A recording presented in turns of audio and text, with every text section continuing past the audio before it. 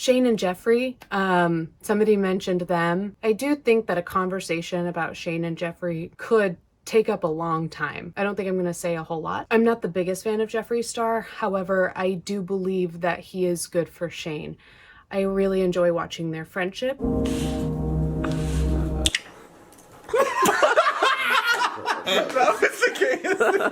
I do think Jeffree is very funny. I think that there's a very real side to him, and then there's another side that I'm really not a fan of. But Jeffree with Shane, I love. Shane with Jeffree, I love. This is about to get a lot more interesting. What did you do today?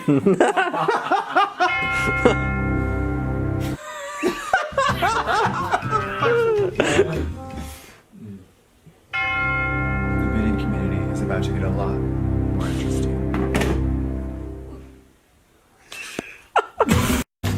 And although nobody's perfect, I think Shane is just a beloved person on the platform, and with good reason. So more on that later, or not, we'll see.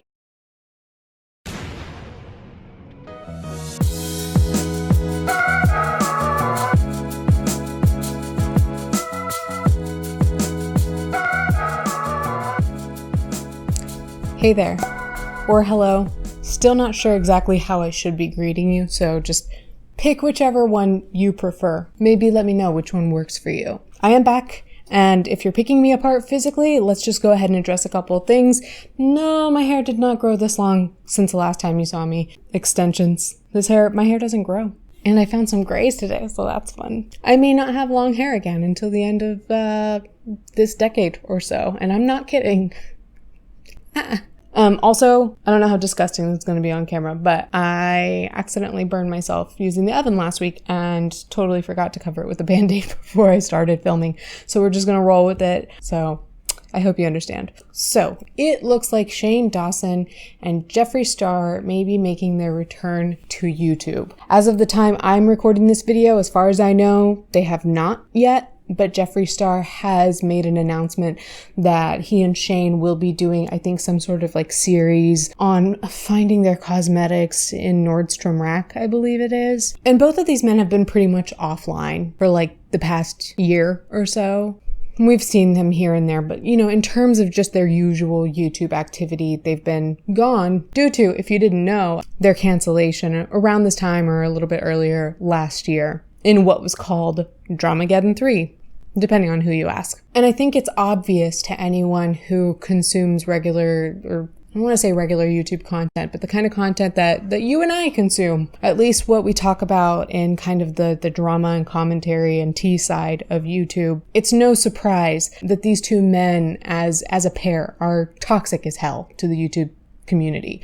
I mean, individually they are, but just together, game over. Game over, dude. In fact, I believe that this friendship not only incited kind of this drama and cancel culture that's been happening on YouTube the past few years, but I believe that it has continually perpetuated it every year since this friendship started in 2018. And that is an opinion of mine. That is something that I would just like to look a little bit deeper into. But first, let me tell you about the sponsor of today's video, Adam and Eve. Now, Adam and Eve has given me a code HELLO, for you to get 50% off one item site-wide. Some exclusions apply, but you do get free shipping across the US and Canada. And in case you are wondering, Adam and Eve offers 24/7 customer support. They have a 90-day no-hassle return policy. 20% of their profit goes to fight the spread of HIV worldwide. And 2021 is Adam and Eve's 50th anniversary, so happy anniversary, Adam and Eve. If you haven't shopped at Adam and Eve yet, let me just vaguely walk you through how I did for the first time, in case you might want to as well. You may have heard in a recent-ish BAP, I mentioned that I was hearing about this product that was just like selling out everywhere, that people were trying to buy stock in because it's like so amazing. And because this person I love was working with Adam and Eve, I thought I'd check out Adam and Eve's website to see if they hold this product, and lo and behold, they did. This item is on the pricier side in terms of just kind of like what might be just a novelty product. Because of my curiosity, because of all the amazing things that I'd heard, I thought, well, there's one product that I'm curious about and I can get 50% off of it. So I did decide I would highly recommend thinking of an item that you really want to invest in and seeing if you can use the code on that item. So if you can figure out which item I'm talking about, comment that below. And if you're right, I'll let you know. But yes, 50% off is amazing, especially if you're looking to invest in a high quality product that might be at a little bit of a higher price. But one of the reasons I feel really good about not just working with Adam and Eve and promoting Adam and Eve, but also purchasing from Adam and Eve is because I see them as a brand with a lot of integrity. All that information I told you about 24-hour customer service and return policy and fighting the spread of HIV, as well as how I decided to shop, they didn't ask me to share any of that with you. And a company that doesn't ask for much, I don't know, that's good juju to me. 50% off, code HELLO. Thanks, Adam and Eve. And just so you know, I am going to be touching on the various events that happened between quote-unquote Dramageddon 1 and Dramageddon 3 to support this argument that I have about this friendship, but it's not going to be really like a deep dive into any of these dramas. So I do want to shout out the creators that did cover these things in videos that kind of helped me organize my thoughts around this. So this video concept really kind of came to me when I was watching a recent video by Nick DiRamio where he really kind of goes into the most recent series that Shane Dawson did with Jeffree Star around the conspiracy palette, all of that. Nick really broke everything down. And that's where I was like, oh my God, watching this is so different now in hindsight with different perspective that we've gained since this series was released. So shout out to Nick D. Everybody loves Nick. If you don't know who Nick is, you're missing out, but also you're welcome. But as well, I wanted to thank a couple of other creators for recapping these 3 Dramageddons, and those that I watched were Smoky Glow. So Hannah actually covered Dramageddon 1 not too long ago, actually a couple of months ago. Another channel I have to shout out because I did review their video is Awesomeness TV. We know how much I love Awesomeness TV. But they covered Dramageddon 2 in a short video. And then there's another small creator by the name of This Is For Eileen. Thank you to those beautiful people for covering those and just kind of giving us the narratives behind these topics that we're going to be discussing. So check those out if you want more context than what I can give you in this video. And this may go into my History of Scandals and Controversies playlist. I'm not sure yet, but if I haven't made it clear, this video won't necessarily be done in the same style. So looking back at Dramageddon 1, which occurred, I believe, around the summer of 2018. Right around this time, or right kind of before this time, is when I learned who Jeffree Star was. I really didn't know anything about him. I'd heard of Shane Dawson before, as I've been a consumer of YouTube for the past 13, 14 years, but I'd never watched Shane's videos. So I was really, and I think I stumbled upon one of Shane's either docuseries things or his conspiracy videos, because it was about the time that he was switching up his content. But either way, at that time, I was like, oh, this stuff is interesting to me. Didn't know anything about the style of his content before. I just knew that it was never anything that piqued my interest. Most likely because his audience was very young while I was watching YouTube as an established adult. So Shane created this series called The Secret World of Jeffree Star. He had done a series on TanaCon. He had done a series on Trisha Paytas. He had done a series on Jake Paul and also on Eugenia Cooney. Not all before this, but just around this time or during this kind of period of Shane's career. And in this series, we see a very, very humanized and soft side of Jeffree Star that almost all of us could be compassionate toward and actually listen to and see as a person who has real emotions, who has been wronged and mistreated in many ways. I'm a damaged person, 100%. Never not admit that. So it's easy to, clap back and say little things and little jabs, but, as time goes on, I don't feel the need to prove as much, but it's hard, and it's I'm just one person that's had a crazy fucked up past, and I'm just trying to be a better me, you know, and just start the next chapter of my life. So I'm scared to ever talk about this stuff, because I don't want people to use it against me, and that's exactly what they're Why would anybody, no, why would anybody use something like this? This is like, see, this is what I'm talking about. This But is people use everything against me that's negative. Like anything that's like real, I'm like scared of showing anything because I don't want to be judged for it. That's why I've never talked about my dad. I don't want people to make fun of me. Oh, well, I've had people tell me, oh, your dad never loved you and he died, so that's why you're you like dudes. That's why you wear makeup, because you never had a dad. Like, I've been told that my entire life, and it's so far from the truth. I don't want my pain to be made fun of, so I keep it here and where it's safe. And that's honestly probably another reason why you're so like, you speak out so fast about things. I think if anything, seeing that is like, not just like relatable to a lot of people, but even more inspirational. The fact that you went from fucking a sad child cutting themselves to... Keep in mind, I knew nothing about Jeffree Star or his past controversies. I think having that in context, I would not have watched this with the same eyes. But I do remember Shane very much covering the situation between Jeffree and Kat Von D, the tussle they had over Jeffree allegedly not paying an artist that Kat recommended to Jeffree, and then Jeffree clarified that person had been paid. And now looking back, I'm realizing that there may be some shady business going on there, that might have been handled later as kind of a damage control type of thing before this series or before. Doesn't matter. Jeffree Star and Kat Von D are both trash, and that's not what this video is about. This video is about Jeffree Star and Shane Dawson. So back on track. The point is that they were not shy about covering drama that happened within the beauty community, specifically around Jeffree Star. And without naming names, Jeffree did allude to some of these friends that he had in the beauty community that kind of took advantage of him,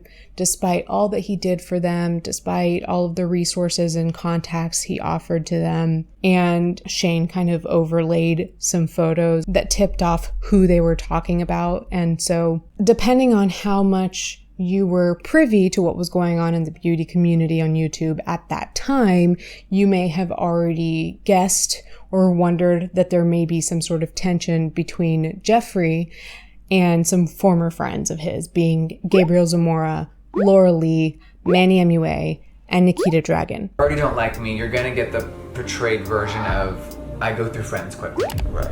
And I don't think people get to see what really happens behind the scenes, so I always look like the loudmouth and the bad guy. Because I speak up and I clap back and I say things. It's 2018 and all you negative motherfuckers that were in my life last year, you're gone. See ya! I feel like, I've seen a lot of the drama videos about you, like, oh, Jeffree said this about this person, did this about this person, oh, his friend, his ex-friend, whatever. I always felt alone every single second of the day, and I'm just so blessed to have friends like you. Only want to be there for the good times? Can't relate. So, bye. And he's hiding it behind this queen persona. Yeah. It's almost like when I see the petty tweets or the petty Instagrams or whatever the fuck, I'm always just like, oh, this is pain. Just remember that no one is alone out there. You may feel like it. I've had that feeling for a lot of my life, but there are other people out there like you. It's 2018 and all you negative motherfuckers that were in my life last year, you're gone. See ya! Half the people still think I'm the bad guy when I only loved and cared about all these people and boosted them up and gave them all my connections, and I'm still the fucking bad guy. So, shortly after the series wrapped and was released, the four of these friends were, I think, out on some sort of brand trip, and they posted a picture holding up their middle fingers, and there was a caption. This was specifically on Gabriel's Twitter account, with the caption something like, "Bitch is just bitter because without him we're doing better." I think that was the quote. And after this, all hell broke loose. And it really started with the narrative, I think. It really started with the narrative that these people were being bullies towards Jeffree Star, who had just gone through this redemption moment during the Shane series. So I think a lot of people were feeling sympathetic towards Jeffree. And because the internet does what it'll do, it went through and dug up all kinds of problematic behavior from these people's pasts. We saw what Hannah described as kind of like one of the newer, kind of a revolutionary style of like apology video or apology style video from Gabriel Zimora, whereas the YouTube community, according to her, had really only seen notes app apologies or apologies that were like heavily scripted, possibly even PR team approved. But Gabriel kind of laid out all of the facts. He offered an apology to Jeffree Star and really just kind of talked through this and processed this just on camera, uncut, for something like 45 minutes. Videos would also come from Manny MUA and Laura Lee. And if I'm not mistaken, they both made 2 separate videos because the first ones were just not well received. And if you don't know about Laura Lee's first apology video around this situation, are you in the right place? Have you watched a YouTube video before? I'm just curious. So, of course, Laura Lee became super canceled. I think more because of the lack of authenticity that we saw in her apology video, where she seemed hysterical, which I have said before that I think a bit of emotion shows sincerity in an apology, but to be hysterical in an apology makes everything about you. And girl, Laura, you made that video about you. And of course, it was branded all kinds of things like fake apology, crocodile tears, and just a joke in so many different ways. So yeah, out of these 4, Laura was the one who was, I would say, the most canceled. Manny was kind of painted out to be sort of like this social climber, or like exposed for being kind of a social climber. People were making a lot of edits of collabs between Manny and Jeffree, where Manny is just kind of like repeating and parroting everything Jeffree says. Are you living? I'm living. It was way more challenging than I thought it was. Way harder than I thought it was gonna be. We're just gonna go barefaced in. Barefaced, yeah. Okay, listen. Listen. I definitely feel a little moisturizing. I do too. I feel like a little bit more moisturized. A little bit different than normal. We paraphrase. It's gonna stimulate you. You might come, and there's a lot of magnet. Just for reference. Just for reference. There's a lot of shit here. A lot. You didn't know what to expect. Yeah. You just don't know what to expect. Buying some more shades. Yeah, definitely. I'm gonna buy some more too. It appears sculpted and sexy. Mine are sculpted and sexy. So we might have different answers. We have different answers.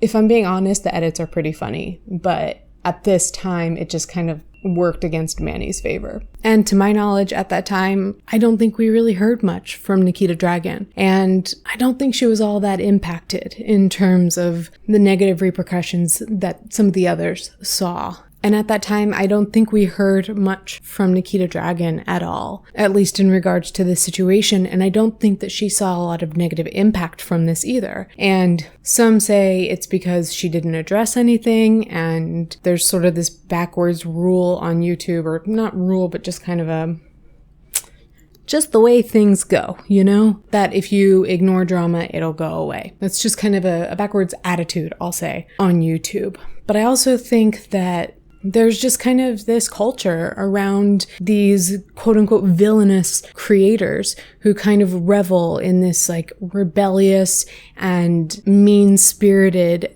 persona that they put on. It's like, I think that our expectations of these people, like Jeffree Star, like Nikita Dragun, like some other creators I could name, but 2 examples are enough here. I just don't think that they see the consequences of bad behavior like others do, because we don't expect good behavior from them in the first place. Their success is not predicated on their integrity at all. So Nikita got off scot-free and has continued to be a shit person ever since. So surely that'll come back around and bite her and Jeffree too, I suspect, in some way. But moving on.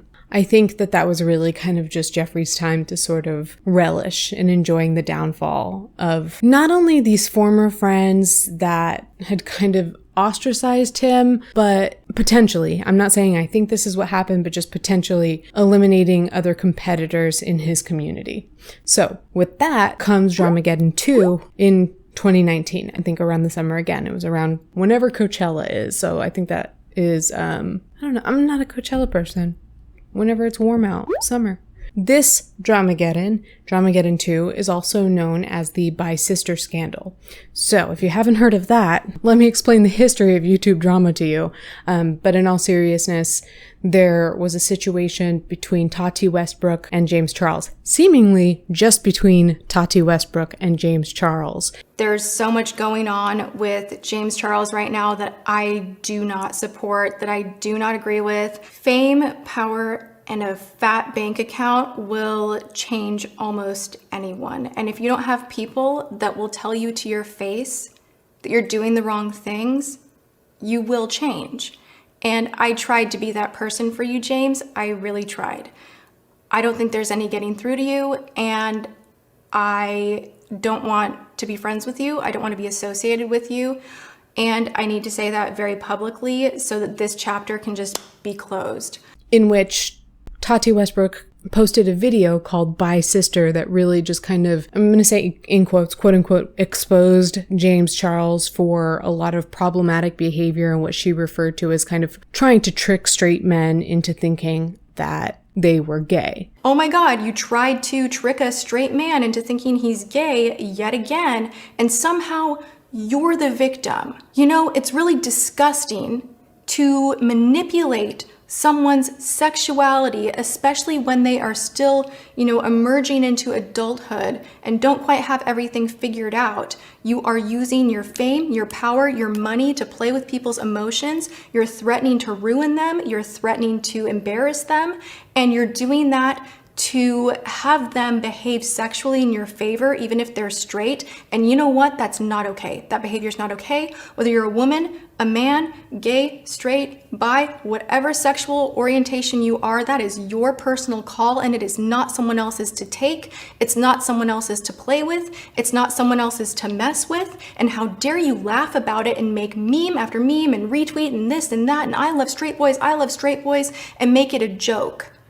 Because this behavior is not normal, it's not okay. Cracking someone's sexuality is not an escape room. And just really kind of focused a lot on like vulgar language. Sucking dick and cock. And stuff like that. So there were accusations in there specifically pointed at James in regards to certain people, like a waiter, a model, these specific people. So why did this happen? Tati says it wasn't over vitamins, but something James did really was undeniably the catalyst for this to happen. James Charles attended Coachella for a weekend that year. He decided he wanted to stay for another weekend, but wasn't able to procure the tickets for artists. I think artist passes is what they're called, that allow influencers to be around other high-profile people, which in a sense kind of provides a little bit more security because then they're not running the risk of being mobbed by fans or people who recognize them. So James did not have artist passes, only had VIP passes, and on the spot, according to him, signed a deal with Sugar Bear Hair, which is the direct competitor of the hair, nails, and skin, just the beauty vitamin gummy that Tati was getting ready to launch. Sugar Bear Hair would be considered the direct competitor of that brand, Halo Beauty. So in exchange for, I think, a 24-hour IG story from James, Sugar Bear Hair was able to procure James with the artist passes that he would need to get the security that he needed in order to stay another weekend at Coachella. So that felt like a betrayal, it seemed, to Tati Westbrook. And because of some back and forth with Gabriel Zimora, it seemed like that's kind of what prompted Tati to make the Bi-Sister video. I would have left. A lot of people are like, what was he supposed to do? It's dangerous. It's like, leave, go home. It's a couple days of your life. It'll happen again next year. Bring security next time. Have some loyalty to that fan base who has put all that money into your bank account instead of lying to them. Because you say you don't like the brand. You, I'm sure, hadn't tried the product for more than a week because they offered you that deal on the spot at Coachella, and 9 days later you had the story. So you hadn't even tried it for a full month. Do better research. Melatonin over time, not great for you. Look into the formula before you promote it, which I also thought was really strange because the reason that James always said that he couldn't promote Halo on his channel and really do like, you know, heavy endorsement was because he has a teenage audience and it would just be inappropriate. You sold out me, but you threw away our friendship, but you lied to me, made up a story. You knew this would be embarrassing for me. No, our relationship is not transactional. I have never asked you for anything in return. You should have walked away. You should have held on to your integrity. You're a phony. I know that now. I know that you're easily bought. And I believe that she was just saying that essentially James's behavior had gotten out of control, that, you know, he really needed to get some things into perspective, and that's what that video was all about. However, James came back after initially making an apology towards Tati.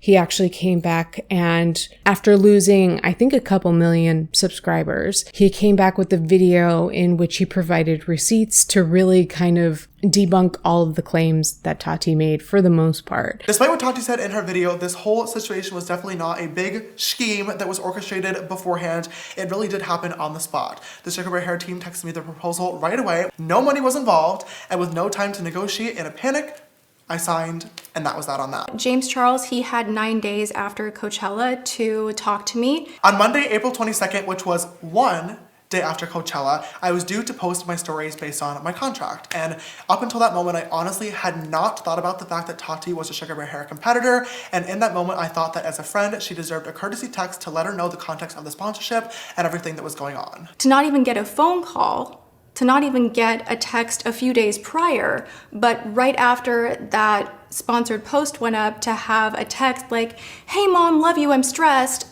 Just so you know, XYZ, I just did this post, but it's no big. Before posting my stories, I actually did text Tati first out of respect for her, giving her heads up about the sponsorship, but she was immediately upset. I tried my best to kind of explain the entire situation and also give her a direct apology as well, but at this point I had signed the contract and I absolutely had to post it. There was no getting out of it. Things like Tati saying that James had never promoted Halo Beauty, her brand of gummies that she was getting ready to launch. And James provided proof that, in fact, he had done it here, here, here, and here. The reason that James always said that he couldn't promote Halo on his channel and really do like, you know, heavy endorsement was because he has a teenage audience and it would just be inappropriate. Now, this time was just confusing to me, mostly because this conversation never actually happened. If you guys know my channel, you would know that I don't really do dedicated product reviews ever, which is what Tati is known for. But even though that is the case, I've still multiple times talked about her products on all my social media networks. I have to word okay, I forgot to say too. Hello. I'm going to a really important event later on tonight. My best friend. We are going to a very important event. Yes, this is true. And this is a very important launch to me because it is my best friend Tati. She's launching something new on Halo Beauty. Super proud of her. By the time this video is out, it'll already be up. So go check it out. Promo for Tati. Love you the most. Who doesn't need a little beauty boost every now and then? Two of the following statements are real claims made by the original Halo Beauty Booster supplement. Oh! Which are the real ones? Can I just say I love you guys for putting a Halo question in there. I love you for that. I just received my package from Halo Beauty. This is Tati's brand new brand. I did not tell Tati that I was buying these, but I did pay for these myself because I just wanted to support her, and I'm so happy. I know she's getting a lot of backlash on this, which is making me so mad because I know she's worked so hard on these for the past several years now. Congratulations, Tati. I love you literally so much, and I'm very, very proud of you and all your hard work. He provided screenshots of text messages between himself and the other guys that they were talking about in this video. He really just kind of absolved himself from everything he was accused of at that time. It should be noted that at the time that Tati put out the Bye Sister video, for one, I noticed when watching it back that you can see the Jeffree Star cosmetics in the background. That's important. And Jeffree Star did tweet about Jeffree Star, about James Charles at this time, saying essentially there's a reason that Nathan has banned Jeffree. There's a reason Nathan has banned James Charles from our home and referred to James as a danger to society. So although James Charles has definitely engaged in very reprehensible behavior that I certainly can't stand behind, this situation did kind of work itself out in a way that was, I think most people agree, fair, and that Tati's video was very much unfair. And then whatever Jeffree, and then of course the things that Jeffree says, Jeffree will say. I think this was around the time that Jeffree Star kind of like started this, like, do I call it like the voice memo tour? Because in so many different videos, I heard so many different creators referring to this voice memo that Jeffree Star had in his phone that he was kind of holding over James Charles's head. It was a voice memo suspected to be, or allegedly, a voice memo from somebody who was a victim of James Charles in some way or another. And it seemed like Jeffree was really just going around and teasing this voice memo in a lot of videos and podcasts. He then provided me with receipts of a voice memo from a YouTuber who was allegedly sexually molested by James Charles. And it's credible. It's a YouTuber. It's credible. It is not my place to out this YouTuber's name at all. The night before I did film, Jeffree sent me what he claimed was an audio file from an alleged victim and told me to listen to the pain in their voice. The audio was clearly a small portion of a larger conversation. It wasn't enough for me to contact the authorities. It was enough to scare me. Is James Charles a danger to society? Is he a predator? Keem. If you want, we can pause and I can go in another room and play Banks what I have on my phone, and he can determine if he would have sent the same tweet. At the end of the day, I'm not going to out a victim of James Charles.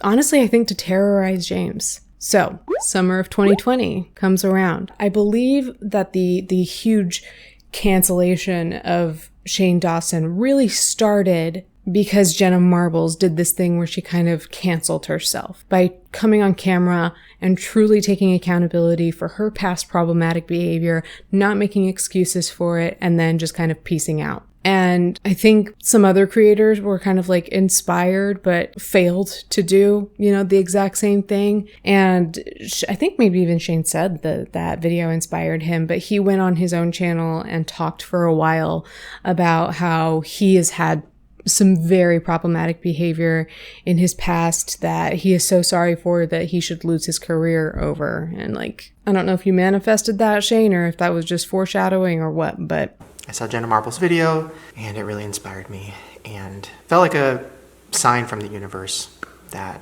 I want to do this. So this video is coming from a place of just wanting to own up to my shit, wanting to own up to everything I've done on the internet that has hurt people, that has added to a problem, that has not been handled well. I should have been punished for things. It seems like something that is irredeemable, or I don't know the right word, but it's something that I shouldn't even be able to get out of. I should lose everything for that. Surprise, it worked. I think that it was a combination of this apology video as well as the Smith family coming out and tweeting about how they had never received an apology from Shane Dawson for some really disgusting behavior, a really nasty act that he mimicked in front of a poster of an 11-year-old Willow Smith years ago in a video. I think for me, that was the first time that I really saw Shane Dawson's not just problematic behavior, but just outright disgusting behavior. Of course, I hadn't really looked into all of the things that were starting to come up for a little while. I was a little bit behind the times on that. So I made 2 videos. I made one video that was way too soft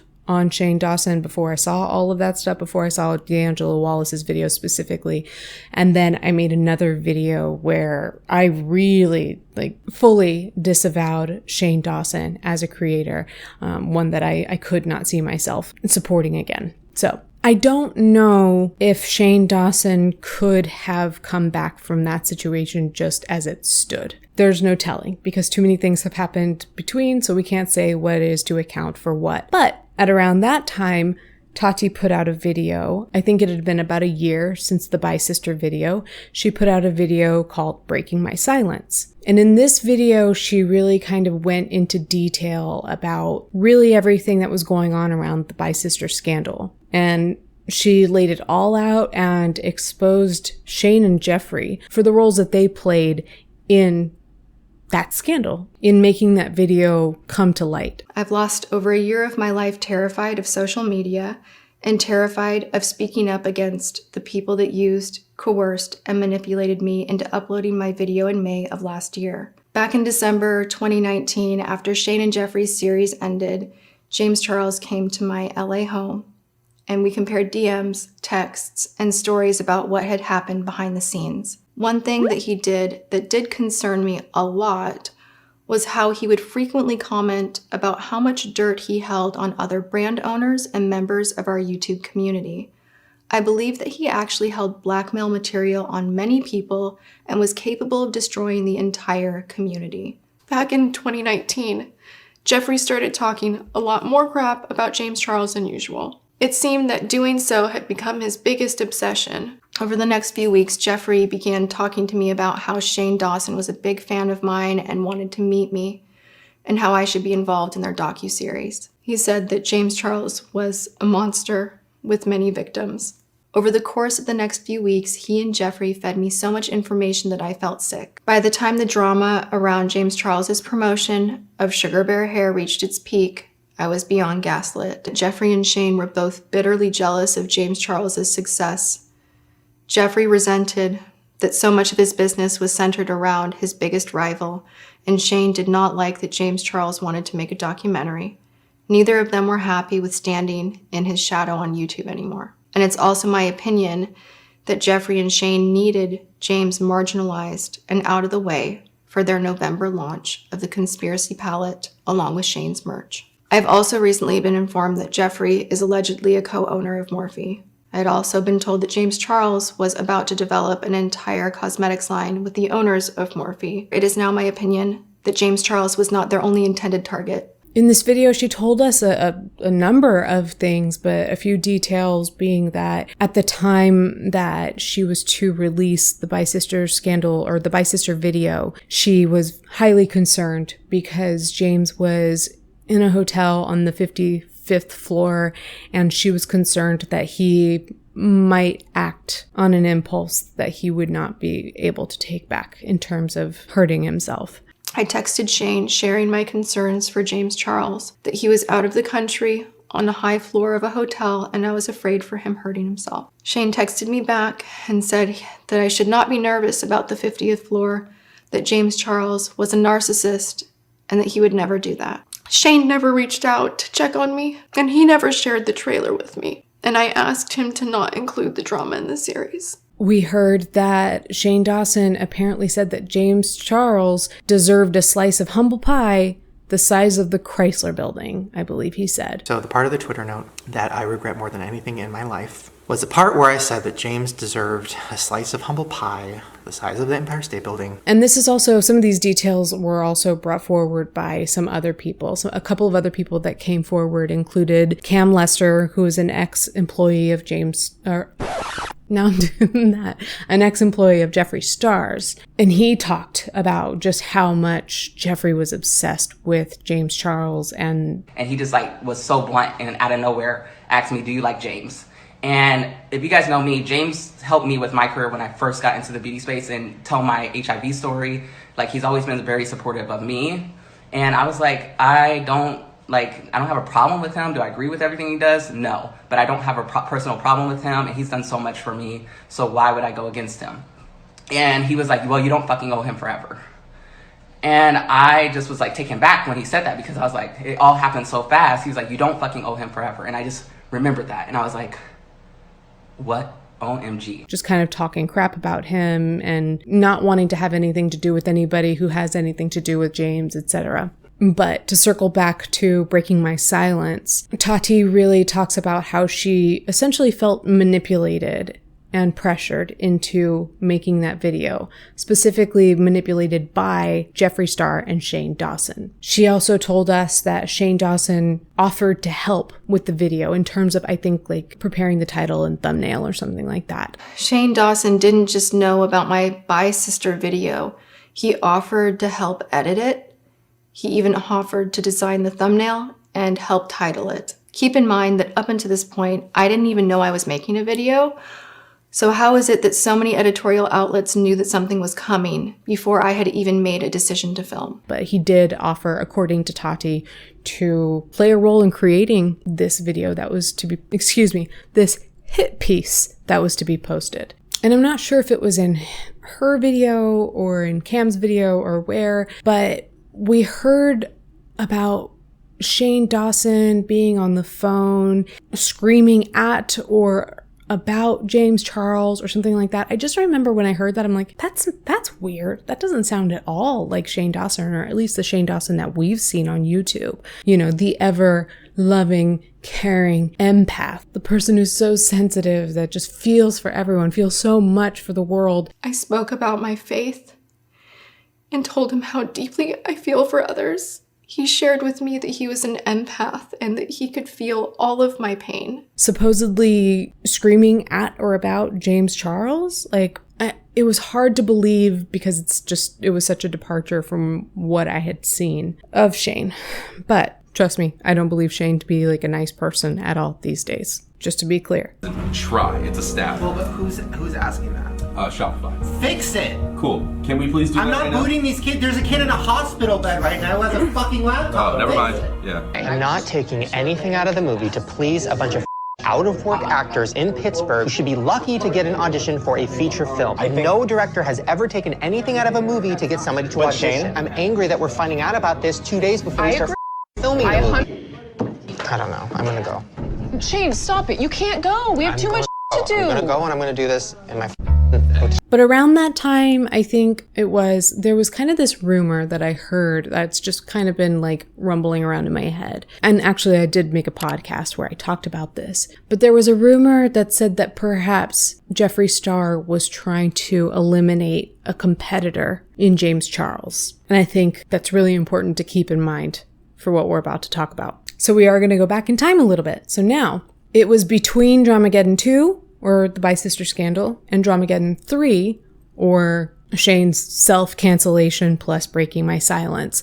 Between these two periods is when Shane Dawson put out his second series about Jeffree Star, or with Jeffree Star, The Beautiful World of Jeffree Star, like I said, documenting them creating this makeup palette. And going back in 2021 and watching some of those clips now, oh my God, that was definitely something that really cemented in my mind that Shane Dawson has been manipulating us all along with this empathic personality or persona that he was putting on. Oh. So this idea that perhaps Jeffree Star and Shane Dawson, well, I was saying just Jeffree Star before, but Shane Dawson and Jeffree Star, the idea that perhaps they were the driving force or a driving force behind creating the Bi-Sister Scandal as a means of eliminating one of their competitors. Keep in mind that this is like alleged on top of alleged. This is just kind of more or less loosely what I believe what was going on. When you go back to this series,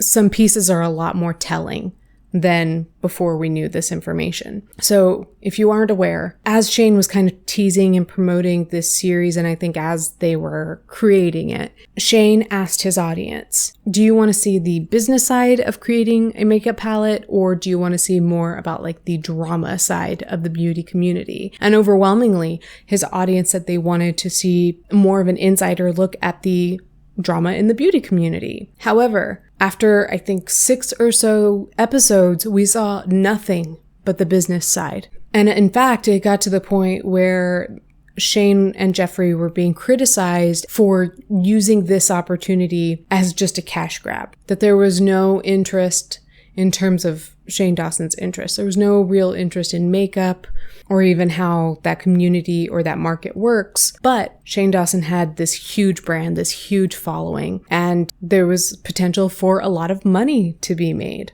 And it's been debated whether or not Shane was aware of his influence and his impact and how much money he could bring in, because he has said to Jake Paul that like he's not done a good job of marketing himself. He doesn't have quote unquote, or didn't have quote unquote fuck you money.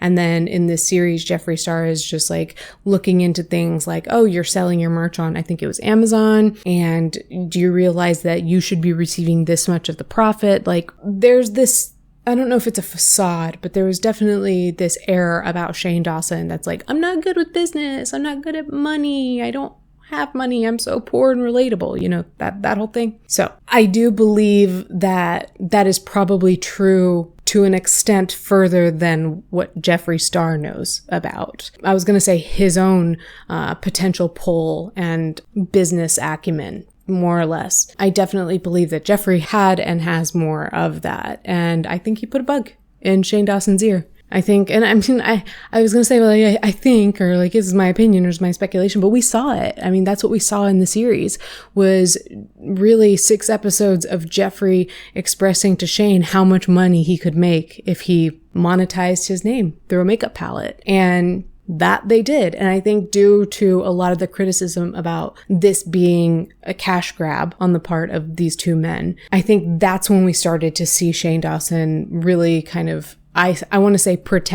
allegedly pretending to be really interested in makeup. That's when we started to see little video clips here and there, like in the series, of Shane Dawson playing with makeup, working on it, doing makeup on Ryland and Andrew.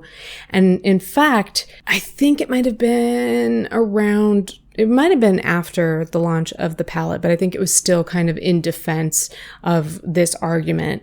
Shane created another channel, I think maybe it was his 3rd channel, called Shane Glosson. And this was meant to be a makeup specific channel. And the last time I checked on it, earlier today, it had 3 million subscribers and something like 5 videos. In fact, I want to pull up the video titles because that's even more interesting. So what did I say? 5-ish videos? Yeah. He had one 30-second video just called Test. I think it was just a video to establish a channel. And then after that, we have The End of the Beauty World, which has a thumbnail with him and Jeffree Star. I don't remember what that was about. Another video called Conspiracy Theories, Warning Signs with Shane Dawson. Another one called Confronting My Strange Addiction. I remember what that was about. I was going to say, was that one about slime? No, that was about Shane's recent addiction with blinging items. If you've watched any Trisha Paytas, you've probably seen many of their items in their home, like Starbucks cups and stuff like that, covered in jewels. And basically, Shane developed an addiction to this and ended up just like promoting this lady's business through that video. It was so boring. Another video called Addressing My Weight Gain. I think that was one where he showcased himself working with a trainer. And then another video called Craziest Conspiracy Theories. So please tell me, where is the makeup content, Shane? So it just kind of seemed like Shane was like falling over himself to prove that he wasn't these things that the critics were claiming that he was. And in fact, people were talking about how he asked the audience what they wanted and he did not deliver what they wanted, which was an insider look at the beauty community and specifically the drama that goes on in there. Somewhere to go right now. He doesn't want to put James Charles and Jeffree Star's fight into the series. He got a lot of backlash. No, what we're not gonna do, Shane, is tease me at the beginning of your series and then just leave me there. It is like a guy going, and you're like, oh, baby girl, yes, and then just walking away. No! Dramageddon 2.0 is over. You did have some drama. Yes. With Tati Westbrook. Yeah. So just wondering, how are you doing right now? It's essentially what other people would refer to as cold tea. I would say that I'm okay. You know, Most people, they just want to see Shane Dawson's reaction to the drama unfolding. Like, I want to see the exact, like, in the moment, when it was getting filmed, like, the reaction, all that. Like, I want to see, like, the raw, like, footage. Whoa, girl, that's a lot. You're asking for a lot. If they even have the footage. Oh, you know they do. And so that's when we saw, I think it was a 7th episode in that series that focused a little bit more on the drama in the beauty community. At the time I saw it, whatever, no big deal, shows a little bit of drama. Didn't think much of it, forgot which parts he showed. But again, it was in looking back at this series through Nick DiRamio's channel that I saw clips and realized that the only drama that I was seeing in these clips was the bi-sister scandal. That's funny enough in and of itself, but the way that the docuseries really kind of showcases Shane and Ryland watching the Bi-Sister video in quote unquote in real time. I'm just like so nervous, like fourth hand. I know. Oh my god. 43 minutes. I have a weird feeling. This is gonna be like Dramageddon part 2. God. What is he gonna do? What is gonna happen? What's gonna happen? So if you're gonna go on the internet and cry and heavily imply that there's a horrible human being and everybody can get what it is, girl, sit on the internet and talk about it then. Hey you guys, welcome to today's video. Obviously from Holy shit. My heart is racing. I know. The fucking camera's shaking, sorry. Look at her. She's like fucking, looks like a fucking goddess. She got ready. This is bad news. we were talking in detail about things you wanted to do to the waiter. And when I said, James, he's straight, your response was, doesn't matter, I'm a celebrity. So freaking gross. And you said that in front of my family. In front of my childhood friends. I had to call everyone. What the fuck is going on? Wait, what are you doing? Are you like... Somebody screenshotted his social blade. Oh my god. Oh my god. And everybody's saying they're unsubscribing. This is crazy. I'm like freaking out. I mean, you have empathy for people who go through these like cancel moments. What is this? I'm so disappointed.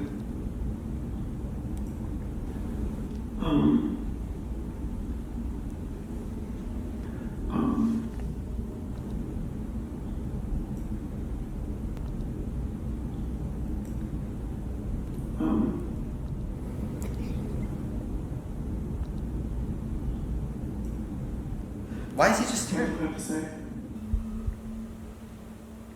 What are you thinking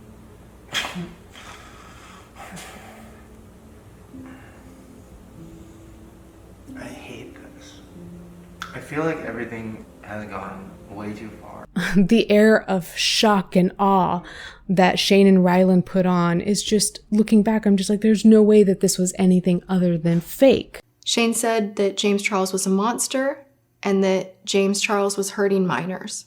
If Shane covers a drama, he'll do it tastefully. The internet is such like a, oh, let's jump on this shit, let's milk this shit, you know, all the drama channels. And I totally get it, like I understand 100%, but like we know this person. We lifted this person up, you know? People have been buying his palette. All these people have been going to his meet and greets. Like everybody lifted this person up and it's so quickly, like I've never seen before, they fucking dropped him down.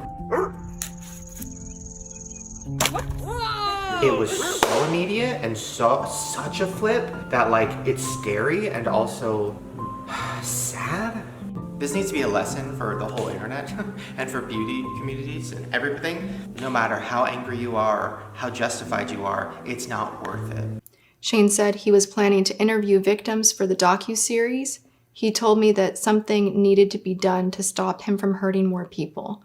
Oh my god, this is so different looking back on it now. Holy shit. Because if we jump forward to 2020, Shane denied all of the claims that Tati made against him with regards to the Bi-Sister scandal. However, he did confirm that he knew that the Bi-Sister video was coming. So where is this shock and awe? And if that's fake, how am I supposed to believe anything else that Shane Dawson said about it? I mean, we know the answer to that. I'm not supposed to believe anything that he said. But just watching those clips and with this perspective was just so illuminating.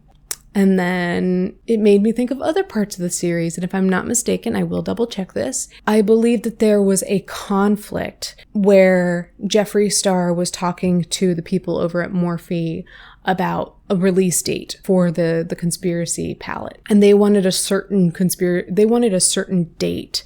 I think maybe it was like around Halloween or something like that of, I guess it would have been 2019. And Morphe gave a lot of pushback because the date that Jeffree and Shane wanted as their launch date conflicted with the launch date of Jeffree, it keeps happening, of James Charles's upcoming holiday palette. Because I'm new to this world, but I'm also curious, how does it work as far as like other things coming out around the same time? Is that something that's a concern? Like, is there other other people, other YouTubers putting out stuff. Maybe that's good, maybe that's bad.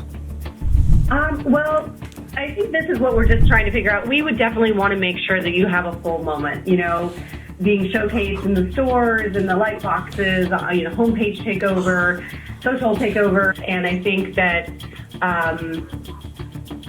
you know, I think the challenge is to be that there will likely be an anniversary of the James Charles house that we launched last November. So that was the reason, frankly, I asked. We haven't clarified the exact timing.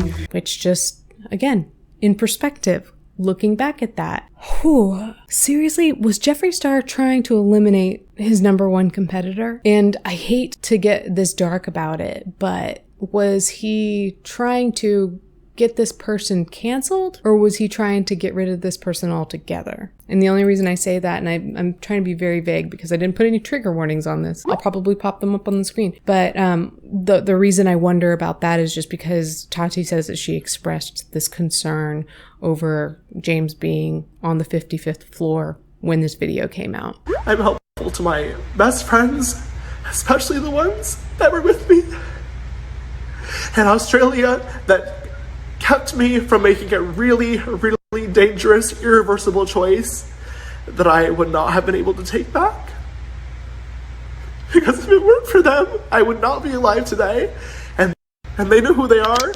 But the more I look with a scrutinizing eye at Jeffree Star and his business acumen, I think that he takes a very Machiavellian approach to business. And that was kind of already alluded to by the disingenuous nature of Shane Dawson being this like up and coming beauty guru or somebody who is now obsessed with makeup. Like, we can see that that is demonstrably untrue. One of my patrons even told me that there was like a cleaning video that Shane posted, or maybe it was Ryland, but one in which they like cleaned out that makeup room, I guess it was. And there was just like all this makeup that they were donating. And we haven't seen anything, you know, of that nature from Shane since, any makeup content. So already we're looking at Jeffree Star using the first YouTube series that Shane Dawson did on him, The Secret World of Jeffree Star, as sort of an opportunity for redemption, which worked. We also saw Jeffree Star using Shane Dawson's name, potentially just as a cash grab with no passion behind it. That worked in that it sold out. So it just makes me wonder, you know, where does Jeffree draw the line in terms of how far he'll go to be successful in business? And kind of looking back on Dramageddon 1, was he trying to eliminate those 4 people as competitors? I kind of alluded to this already, but was he eliminating them as competitors in the beauty space on YouTube? These are questions I do not have answers to, but they're interesting to chew on. And I think what this all has to do in terms of the Shane Dawson cancellation or Dramageddon of 2020 is that on top of this weird fake seeming like self-cancellation apology video, plus the tweets from the Smith family, plus all of the things from Shane's past that were kind of dug back up and really showcased to the world, I think it just did not help Shane's case at all that this expose from Tati really kind of exposed Shane Dawson's kind of mean boy nature. Something that we didn't think as a collective audience, we didn't think he had, but then looking back at certain bits and pieces here and there, it's there. So how is it that so many editorial outlets knew that something was coming before I had... Because you message drama channels! Oh my god. Oh my god. Oh my god. The audio was clearly a small portion of Oh my the god. conversation. Well, then why would you make a video on the matter claiming these allegations? Because she is a fucking... I can't. I don't want to say mean things about people. This is insane. This person literally... As a victim of abuse myself... Oh my god. You are so manipulative. To think of facing public... You're fake crying. You are fake crying. That is not real. Oh my god. And this is evidenced. I think I showed a clip in a video where he was like making jokes about Tana Mojo with the little puppet doll.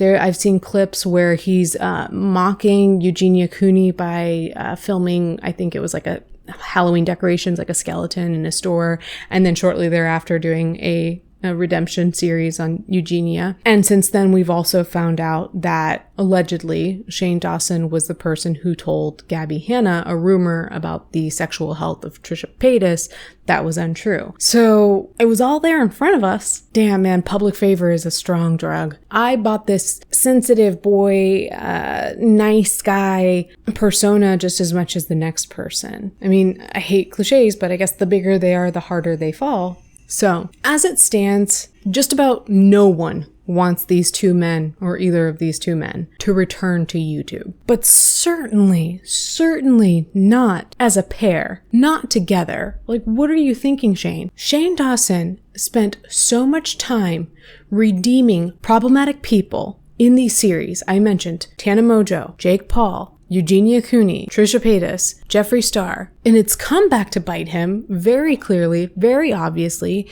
It's given more power and exposure and influence to not just somebody, and right now I'm speaking specifically about Jeffree Star, not just somebody who's problematic, but somebody who's corrupt as fuck. You made yourself the subject of one of these docuseries, and then that got you in trouble because it was exposed that this likely was a cash grab, this really big project you are working on, exploiting your young audience, your young faithful audience. And it's been thing after thing after thing after thing. And look, Shane Dawson does well enough on his own, canceling himself, just behaving on his own in ways that are irredeemable, to where the internet does not want him to come back.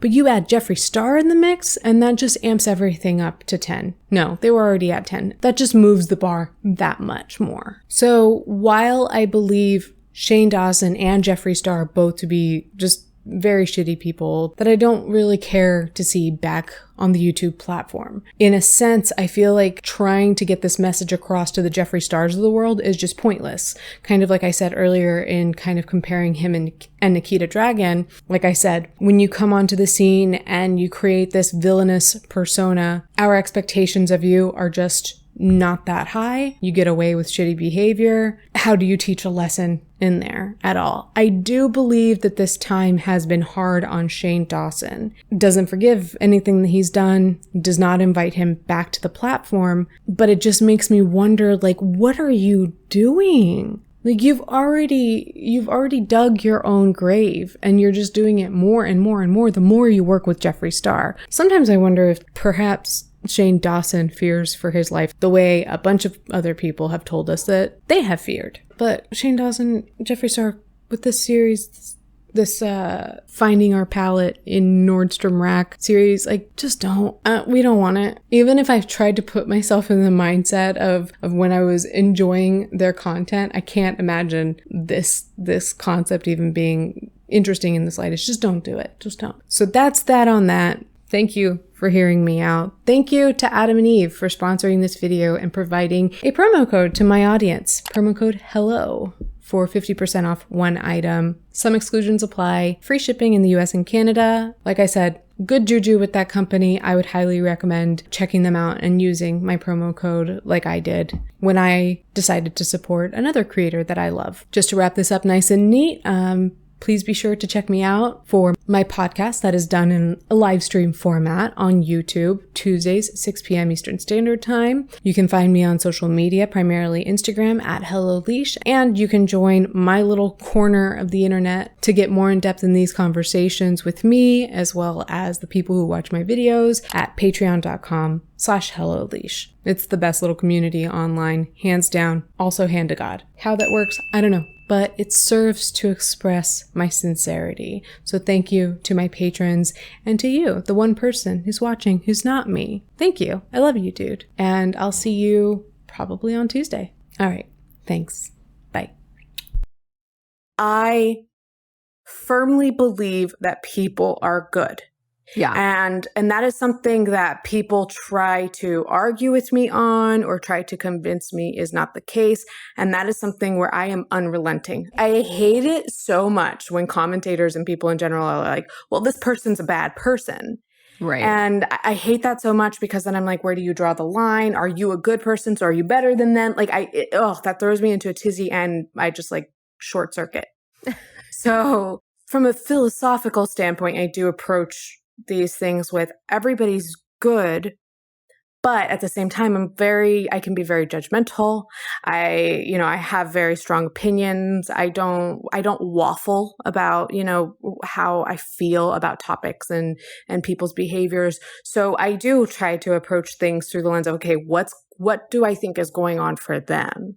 Mhm. And, of course that, for me at least, takes a lot of time, like educating myself and learning about mental health, which I think is something that you also find passion and interest in. Is just like, what is it about like human behavior? Why is this person different than me? And that is a huge fascination for me, is just like why we operate the way we do. And Mhm. I think one thing that really kind of changed my outlook for the better, but it really opened up a lot for me, was the first time I heard somebody say, we are all the sum of our life experiences. And that kind of changed my perspective to say, okay, maybe you wouldn't do what this person is doing, but if you lived their life, you would. If you Right. had their experiences, you would. And so with that perspective, that kind of helps me to, it sparks a curiosity. What does this person experience and what have they experienced that has made them behave in the way that they do that is different than what I would do? Because there's a reason in there. And so from that perspective, that's kind of how I'm able to kind of balance out that whole, like, I'm no better than that person, I'm just different kind of philosophy. Right. I love that, because there is a line of inquiry where it's really coming from this place of, well, correct me if I'm wrong, but coming from this place of, I know this to be true because these are my beliefs that everybody is inherently good. So because I'm seeing this action, there has to be some way that I can make that make sense.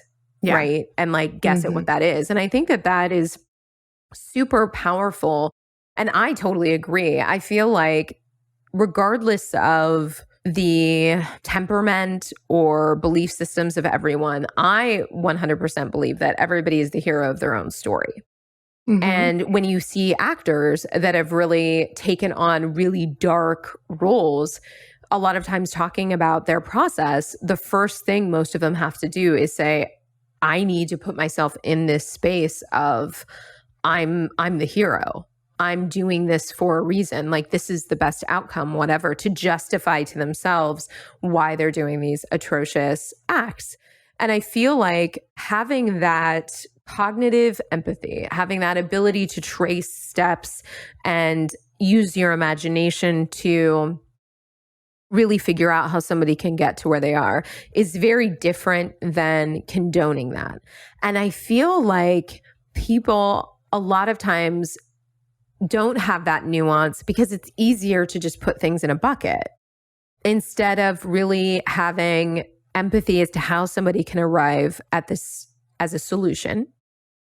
But then also say, but the solution is inherently fucked up and problematic. And I don't need to then label this person as that, but I can also label this action as that. So what's the distinction for you, especially when you're thinking about when you're providing this commentary and sometimes really holding people's hands to the fire? And thinking about, most of these people, like everyone, like all of us, are insecure people who are showing up to the best of their ability. That's another one of my beliefs, is that everybody's fundamentally doing their best and they're the hero of their own story. So that, and then also this, but yes, and I'm also going to be really honest and bold in my assessment of the way that they're showing up. Sure. I think what bridges those two is criticism, at least in my mind or in my life, is, I can believe that this person is doing what they think is best. I can also think that what they think is best is not the best. And how do I reconcile that? Is that, well, perhaps people need to be taught. And that doesn't mean that, like, I'm not playing God and thinking that, like, I teach people how to be how they need to be. But I do think that we need feedback in order to allow us to grow, allow us to become better versions of ourselves. Because without that, then people are just going to run amok and they're just going to behave in their flawed ways, myself included. I am, I am not this perfect person that I am that's my tone. I'm being sarcastic. I'm not perfect, but I see, because somebody's going to be like, oh my God, this bitch. What is funny is I didn't even catch that as I didn't catch what did you say? The tone indicator in that? Yeah. Because I didn't even catch it. So that is funny. Yeah, that's funny that, oh my gosh. Yeah. I'm starting to get to the point where I say these things and I'm like, Alicia, people don't know what you're actually saying. So the internet has done this to me.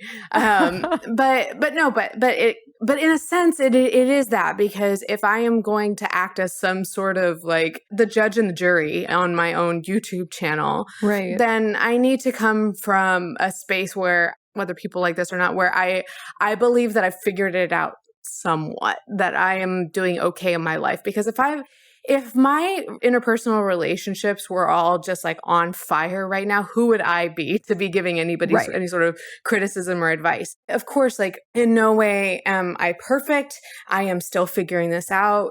I've said before that this process of being critical and offering advice and criticism holds me accountable. It's a learning process for me as much as I want it to be for anyone else. I didn't get, and part of it has to do with my religious and philosophical outlooks. Part of it has to do with the process of getting and staying sober. Some of it has to do with just my fascination from an educational standpoint with people. But I didn't come to the place where I am, where I'm comfortable offering criticism without having to intuit feedback and criticism from other people over the years.